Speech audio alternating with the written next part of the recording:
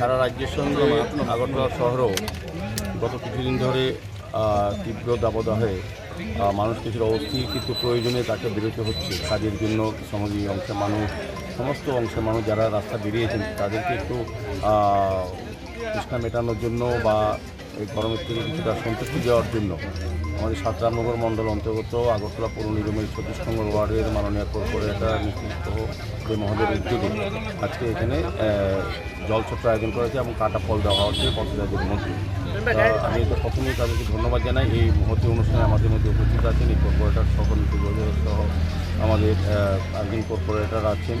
doctor Manojkanti দেব রায়, আমাদের জসীমউদ্দিন সাহেব, আমাদের মাইনরিটি কমিশনের যিনি চেয়ারম্যান, এছাড়াও আরও অন্যান্য আমাদের যুব মোর্চার সভাপতি মন্ত্রী ভট্টাচার্য মহোদয় সহ এই এলাকার যারা কার্যকর্তারা আছেন এই ওয়ার্ডে বিশেষ করে এবং প্রত্যেকটি মানুষকে যারা